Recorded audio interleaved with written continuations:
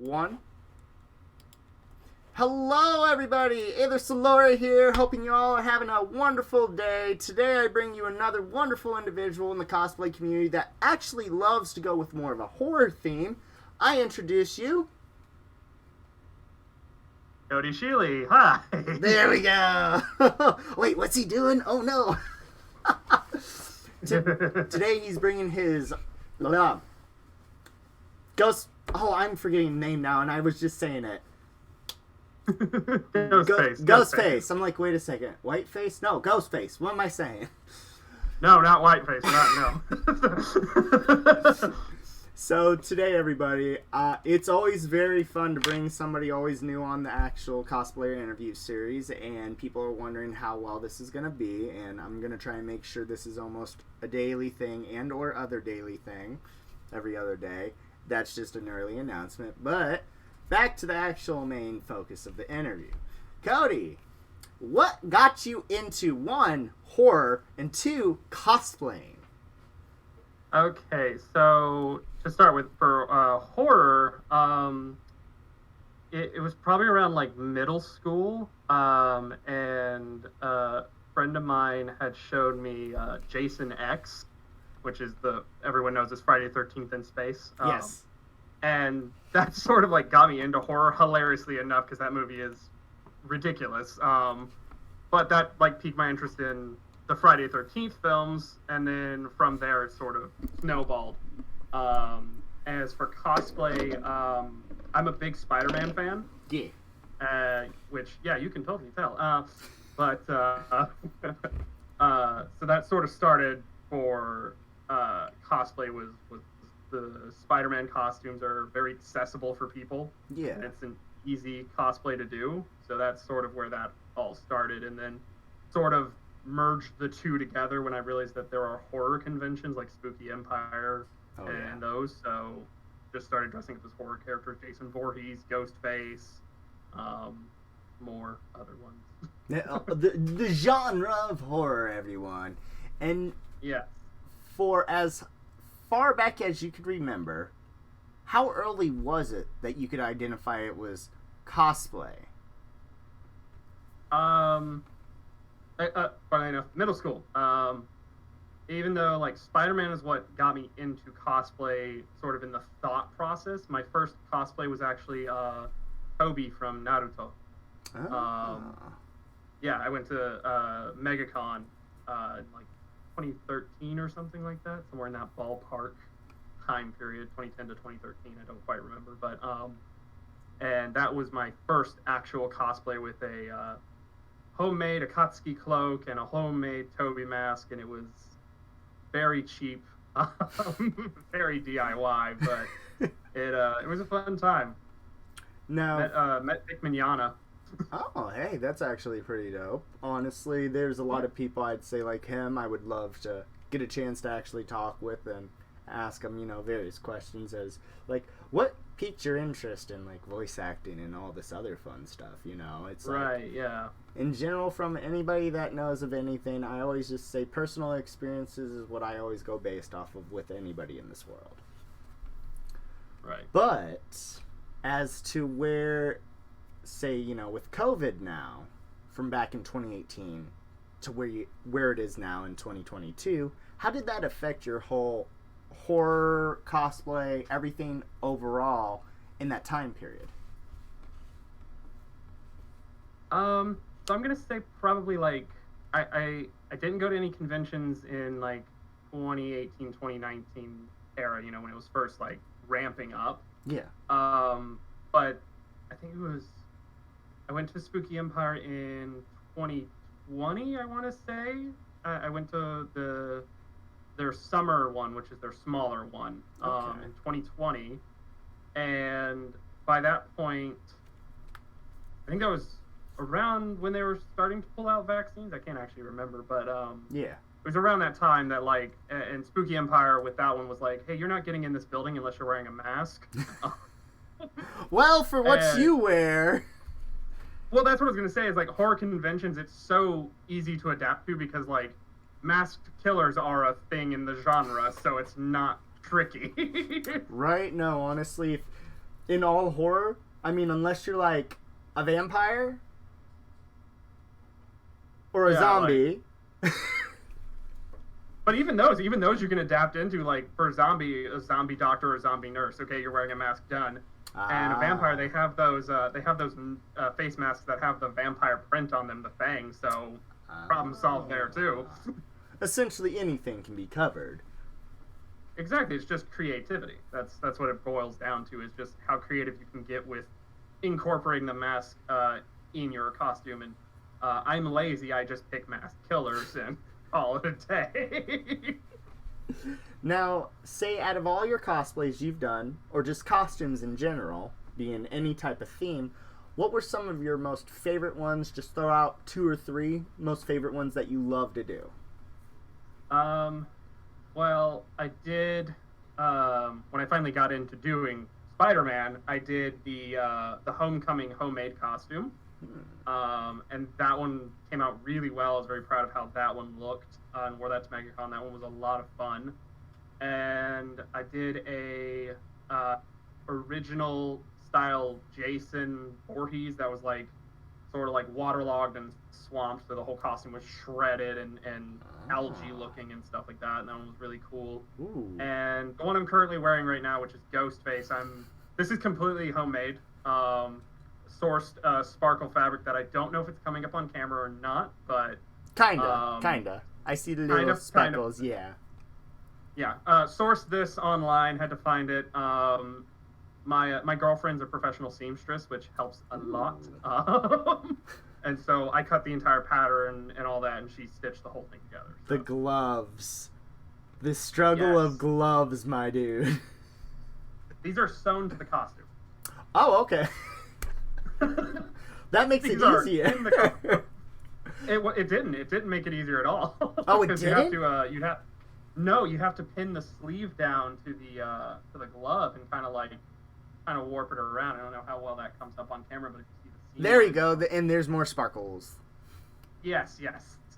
No, the easiest part was the drapes. Those were so easy to do. But everything else was a nightmare. I honestly believe both of those parts because I've done stuff like that, and it's not fun.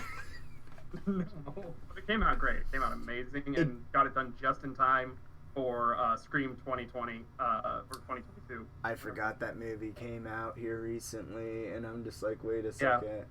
A lot of movies kind of like got pushed back since 2020 that were going to come out. Yeah. And then they're now coming out this year, and being another movie that got pushed back was Shrek 5, and I'm just like, is that still a thing coming out? I didn't even know it was a thing, and COVID. I'm going to get hate for this. I don't like Shrek, so... Everyone swears it's the Messiah movie, and I'm just like, I don't like Shrek. Everybody can have their own opinion. Let's put it that way. Absolutely. You like it, more power to you. I don't like it, and I don't like Smash Mouth. So, as to other things that you could actually remember towards the horror conventions, cosplay conventions, comic conventions, what were some of your most favorite ones out there that you've attended in all the years that you've gone? Well, I will say,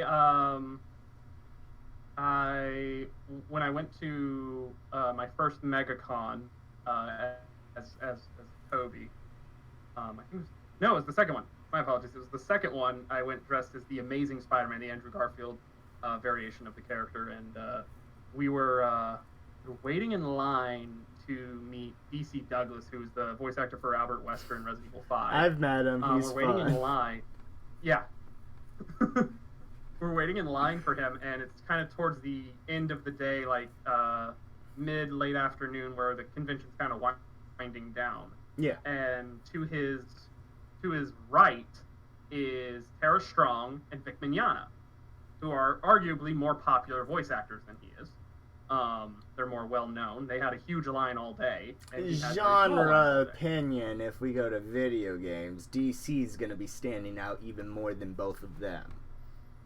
Oh, absolutely. But this is MegaCon, so it's anime based most of the time. So, and He's done anime. He has. It's just not well known. Do some research. Do some research, folks. Yeah. But anyway, so we're waiting in line. It's towards the end of the day. Vic and Tara's lines have died down because most people have left by this point. DC's line is still going strong. It's, 10, 20 people. Not a huge line, but, a line. And we're sitting in line, and he gets up from his booth and comes up, and it's every other person he comes up to, puts his hand on their shoulder, and whispers something. He comes up to me, puts his hand on his shoulder, leans in, whispers, on the count of 3, just yell, OMG, it's DC. And so he goes back to his booth, and he goes, and everyone shouts it, and he's like, oh, stop. And when he does, he looks over at Vic and Tara, and they're like, my line's so much bigger. It's something I could see him do, honestly. It was great.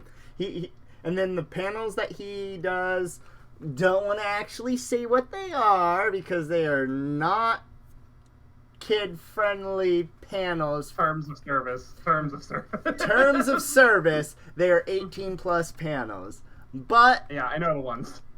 As participating in them, gotta do it. It was fun. And it was his number one Twitter fangirl one with his what that actually talks.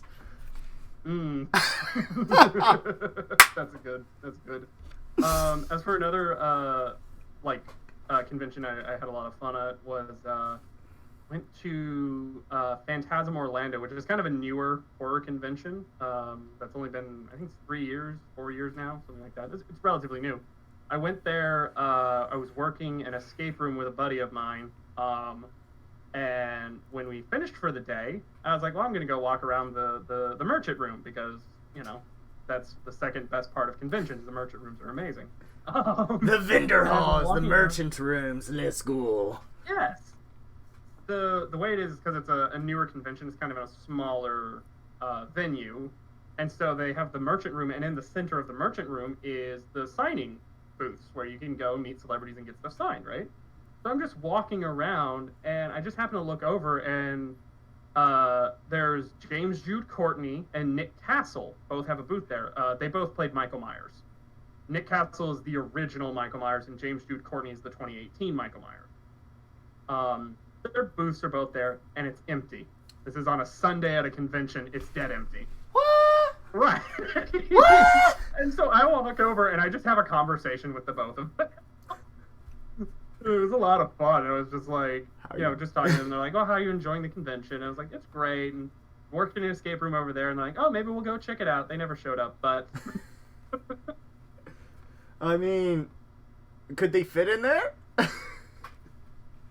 Nick could. Nick definitely could. He's no taller than I am, and I'm 6'1", so... Okay, then. Yeah, so he's no taller than me. James... Oh, no, James Jude Courtney's only, I think, 6'2" or 6'3", so, yeah. Not that much taller, so, yeah. It's just like... Totally. Yeah, probably have an advantage. I would see all 3 of the tall guys just there, I'm like, oh gosh, run, this is not a good time. I've met Tyler Main, who's like 6'8", so That's and he tall. was the Rob Zombie Michael Myers. Oh, I forgot about that. You would also know him as he's the original Sabretooth from the first X-Men film. There we go. He's the more comically accurate one, yeah. I was like, super nice guy. When it comes down to the roles, you never really expect it. They're a very nice individual. It's so funny because, like I said, he's 6'8". He's a big dude. He's so soft-spoken. You come up to his booth and he's just like, hey guys, how you doing? Have a great time, that sort of stuff. It was so great. Well, he doesn't really speak either, honestly. Yeah, right. It's just like... Hey guys, but he was a cool dude to me. That was the laundry. I'm just like, what in the heck? Oh, right, clothes.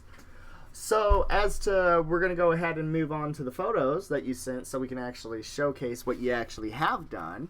Let's see what we got here, everyone. Going to pull up this. And we're starting off with the ghost face. Yes. Oh, no, it did the thing. No, bad computer. There we go. Oh, what the heck? Stop being such a butt. Okay, there we go. I won't click anything. How about that? So... Yeah, just don't touch nothing. Just the buttons. Just the buttons, good sir. So with Ghostface, as we were talking about, how you got into it, and it's one of your top favorites. Do you expect to try and do any different variations of Ghostface? Yeah, absolutely. I absolutely am. I'm currently thinking about working on a Scream 5 robe for the recent film that comes out. This is not a Scream 5 robe. This is sort of like a hybrid one. Yeah. This is parts of like Scream 1, 2, and 5. Little known thing is all the robes are different. Oh, They're all slightly different. Oh, yes, they are. And some people don't think they are. I'm like, yes, they are. Exactly, yeah. So, like, the Scream 1 robes, of course, have that sparkle to them that makes them stick out, and I like the sparkle, so I took the sparkle from Scream 1, and Scream 2 have the more sparkle. By Scream 3 and 4, it died down because the fabric was harder to find. Yeah. This is not the Scream-used fabric at all, because you can't buy it, basically. But the ends of the drapes here, which are kind of pointed, these are Scream 5. Yeah. In all the films, except for 5, they're rounded or squared off. And then the bottom of the costume is shredded to pieces, and that, I think, is a Scream 2 and 5 thing. In Scream 1, they're squared off, I believe, and Scream 4, I think they're also squared off but shorter. Okay. So I just kind of plucked from them, but I'll be doing variations. I'll be doing that, and I'll probably also make the Scream TV show costume as well. I forgot that was a thing. I completely forgot that was a show. Yeah, I love that costume. So good. And then going on to your next one here, being the Mortal Kombat Sub-Zero, or Lin Kuei. Lin Kuei. Sorry, I was like, yeah, wait, hold Lin up. Kuei Ro. So you're close. Sub-Zero is the yeah. I was like, wait, hold up. I'm not saying this right. As to wanting to get into Mortal Kombat, what got you to want to do Lin Kuei and such on to the other cosplays we'll get to into the Mortal Kombat? Yeah, we'll get into those. Yeah. I just hit my microphone with my knife. So with the Mortal Kombat thing, again, I'm a huge fan of Mortal Kombat. I've played I've played all of the numbered games. I will say that I did not play the spin-offs, but I've played like MK1 up until 11. Like, that is what I've played. Yeah. And I got into that because when I was like 10 or 11 or something like that, my dad bought a copy of Mortal Kombat Deadly Alliance. And he let me play it, probably far too young. Never too young. Yeah, no, rip their spines out. It's great. They'll grow up to be a doctor. Yeah, exactly. They'll love horror. It's a fantastic game, and since then I've played literally every release, and even went back and, of course, played the arcade games. So much harder. And yeah, they're brutal. I wouldn't say they're more difficult. I would say they're less polished. That is what I will say. Because it's not that they're any harder to beat than the standard games. It's just that they're very limited and they're very kind of janky because for their time and everything like that. And so button inputs are much harder. 20 combo. Yeah, exactly. Yeah.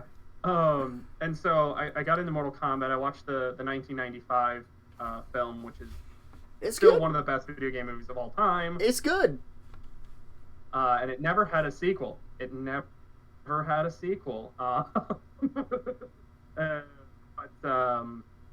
And so with the new film coming out, I decided to do, and it's in the photo comp as well, Scorpion from that film, and the Lin Kuei, because I didn't want to deal with Sub-Zero's armor.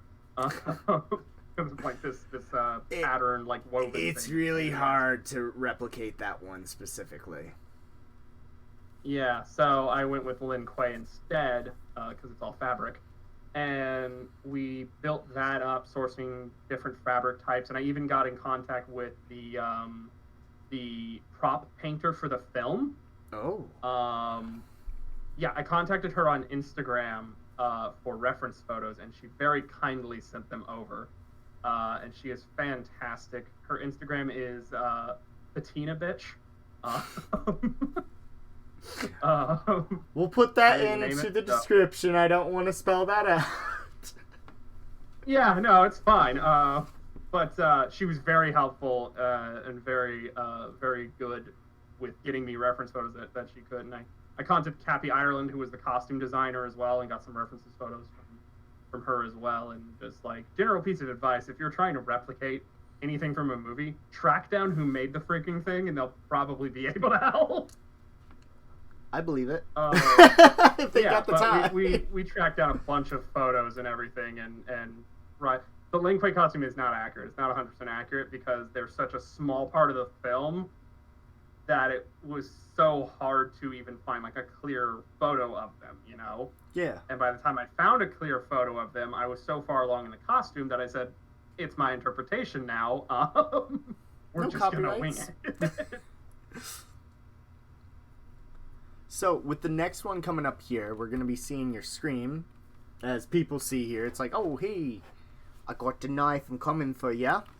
And then... Yeah, it's mostly Ghostface. Yeah, mostly Ghostface, everyone. Just heads up. I'm bad at taking photos. I am bad at remembering to take photos of things. Clean the mirror. This is what we're working with. Clean the mirror next time. Clear picture. Yeah, right. And then we get to the silver mask that I assume you made. Yeah. Okay, so the masks, both of them, because there's the scorpion ones as well, and there's the one that I'm wearing for both those pictures. But this is the full face mask, yeah, silvery bluish mask. So that is the Lin Kuei mask from the film. I didn't make it. I purchased it on Etsy, but it was a 3D print. But when I purchased it and received it, it's just a like kind of off gray color, you know, there's no color to it at all. Yeah. So after purchasing it and getting it from the seller, I sanded it down to remove all that like 3D printing texture that you get.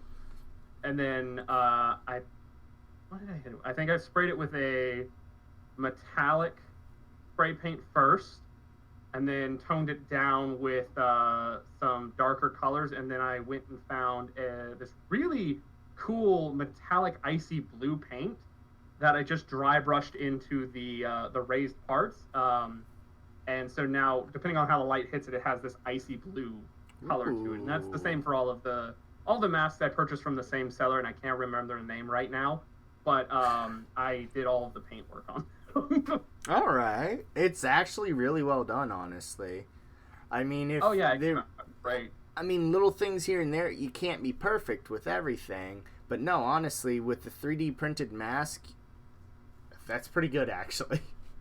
Oh, yeah, and they're only like $30 for them, which is... I love this seller, and I wish I could plug them right now, but I cannot remember their name. Oh, no. All right, and then going on to the next one, being the Scorpion outfit. Yes, the 1995 costume, right? The one in front of the poster? Yes. Not the that's the next one after it. This one is the one on the mannequin. Oh, on the mannequin. So this is the 2021 film. Yes. So with the hood and everything. Yes, hood and everything. The only thing missing is the armor, which is being worked on currently because I took a break from it because I don't do many foam projects, you know, EVA foam stuff. I don't do much of it. And I just decided, hey, an early project for me should be body armor. That'll go great. No. But so I'm still working on parts of it, but all the cloth elements are done. That's good. And that's pretty much what's on the... I said that's good. Yeah. Sorry, you cut out here and there, so I'm trying... Oh, okay, hold on. If we have to, there we go. Puppers, I actually kind of need you to move now. I'm so sorry. Say bye-bye, puppers. But yeah, no. There we go. Is that much better now? Yeah, that's good. All right. But yeah, all the fabric pieces on there, with the exception of the main rope part, the undershirt, if you will, the ninja tunic, that I got off Amazon from a ninja outfit, and then I just altered it to my liking. But the tunic piece and the hood and some of the other pieces that aren't seen in there, which I think, like the belts, I don't know if the spat belts thing is in there or not, I can't remember. There's like a tie around on the waist. Yeah. Okay, that's on there too. Okay. Yes. So all of the essentially the yellow parts, anything that's not that undershirt, all of that is made by me. Okay. The undershirt is the only thing that was purchased and then altered, but. All right, sweet. And then you were talking about the movie poster for people to actually see, and it looks fantastic, actually. Like, in all honesty, there's some movie theaters that they're just like, you can't wear any of the costume stuff, you can't bring in lightsabers. I'm like, you guys are lame. Yeah.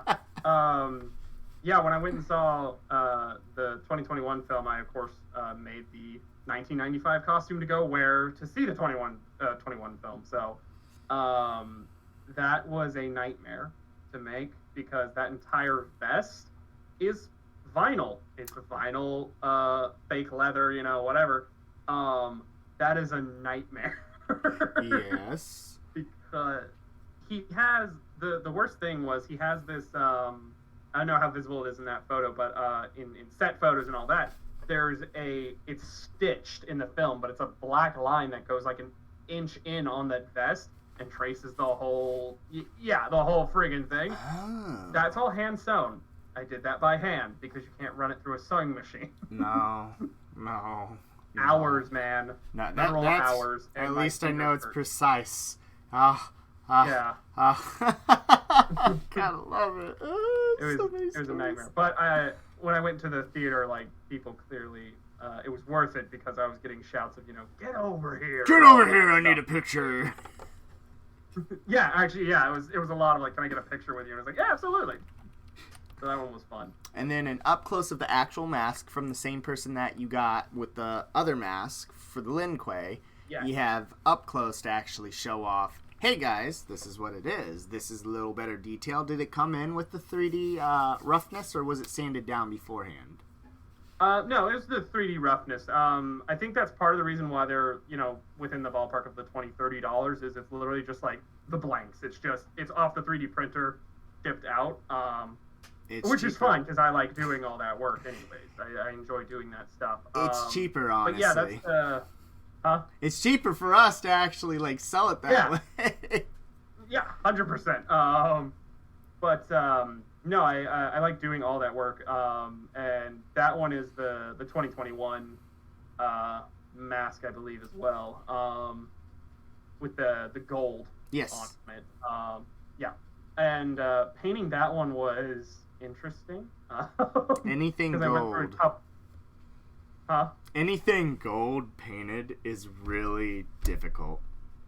Yes, it is. I went through a couple different attempts to get the colors because his mask isn't just gold; it's gold and like a copper color is essentially what I could pull it down to. And so what ended up happening was semi-gloss gold spray paint and a undercoat of yellow, and then the copper metallic paint that was applied by hand. Oh boy! But I think it came out really good. It did come out really good, honestly, and I actually really do like it. It's really well done. And then going on to the big, I'm gonna go ahead and zoom in on this. It was Robert Kurtzman. Yes, Robert Kurtzman. And you were the you were the Michael Myers with the X. Not Michael Myers. Okay, I was like, is this Michael Myers? No, that is Tommy Slater from Fear Street 1984. Oh. Also known as the Nightwing Killer. Okay, now I know who you're talking about. I'm like, wait a second. Bad with names. Just yeah, no, you're good. You're good. Yeah, and in that photo, it is Robert Kurtzman who worked on Scream. He's with KNBFX. He actually specifically talking about his work on Scream. He was the one who did the hollowed out Drew Barrymore hanging from the tree. He made that. I actually have a signed photo from him of that. But he was really cool to meet. And with the Nightwing Killer costume, every part of that was easy except for the mask. I can imagine. But yeah, it's burlap. It's legitimately burlap, and it had to be sculpted to have all those grooves and the eye shape and all that stuff. So. Did you ever think about using cheesecloth? I did think about using cheesecloth. The main problem with using the cheesecloth was it didn't, to me at least, it didn't have the right texture. Okay.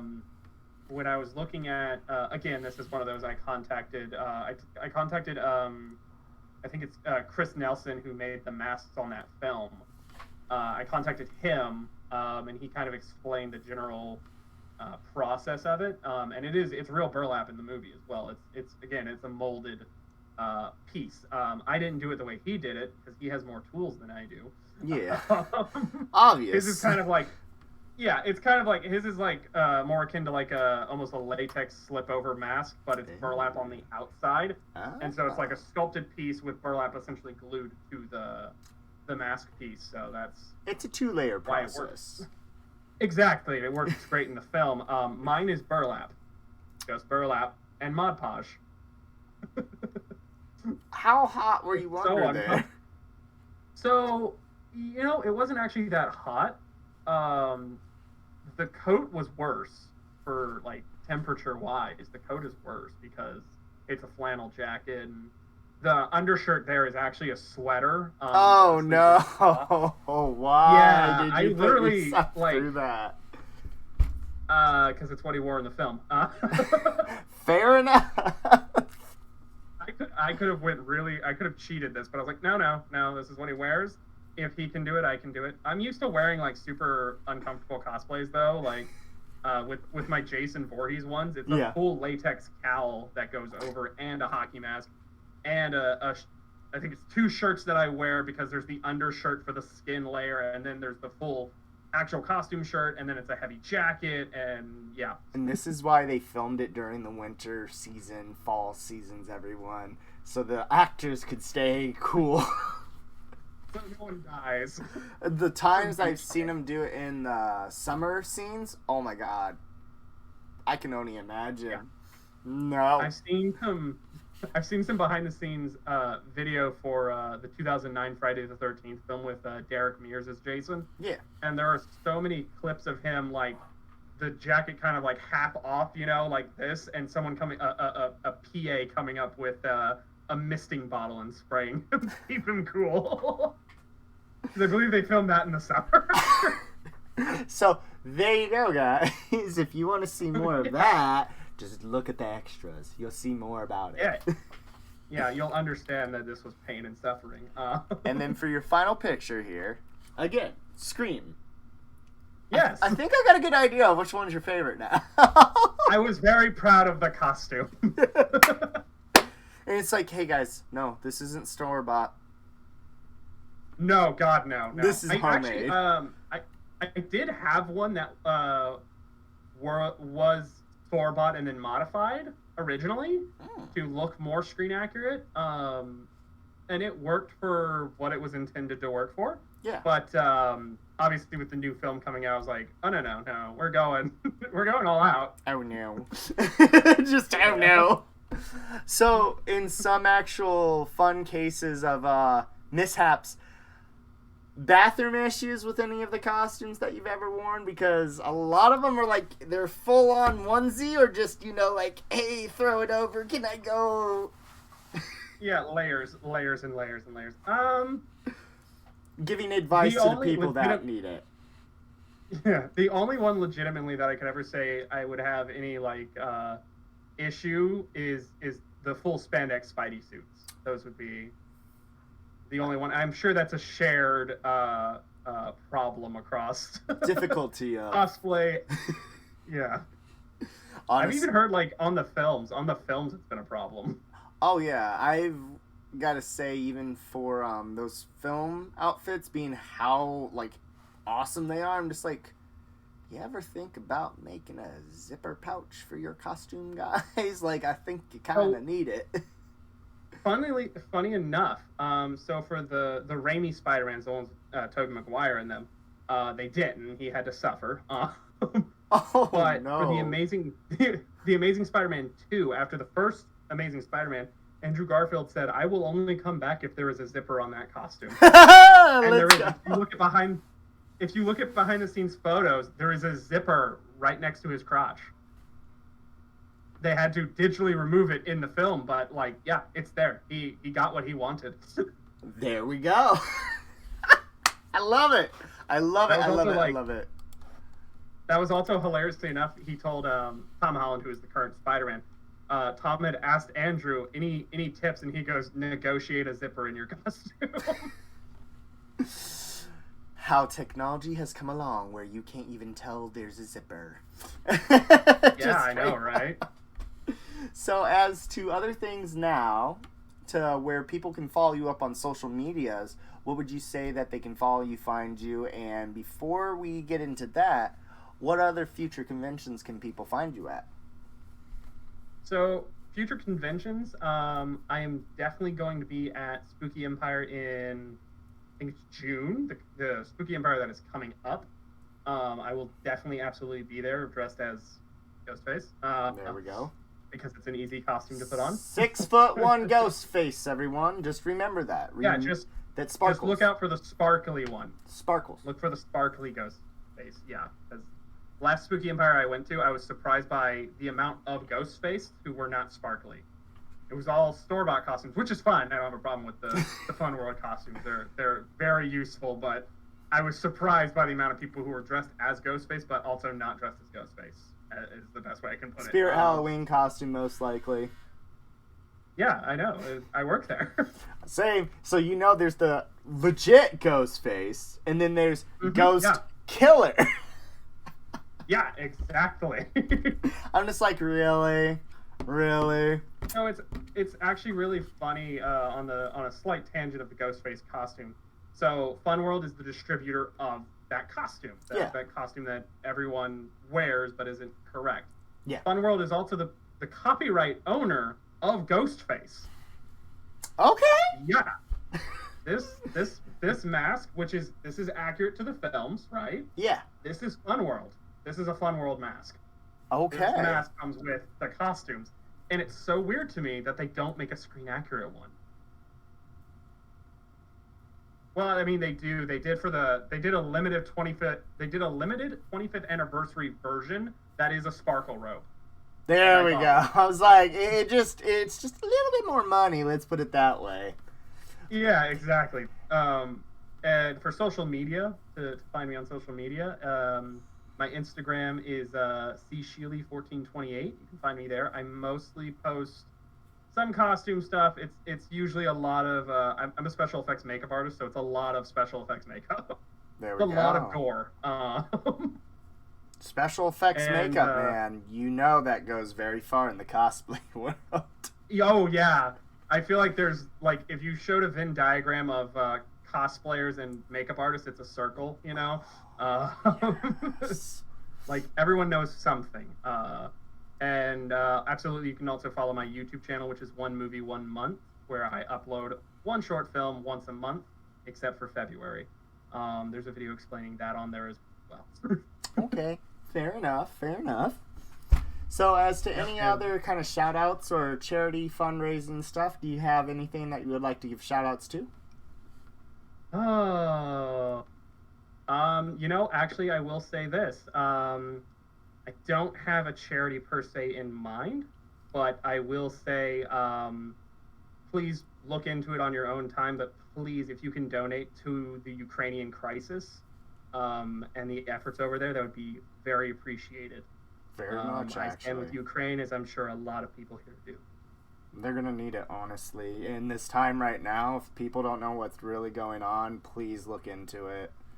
I don't want to get into too much detail, but yes, definitely support the Ukraine people right now. They're definitely going to need it.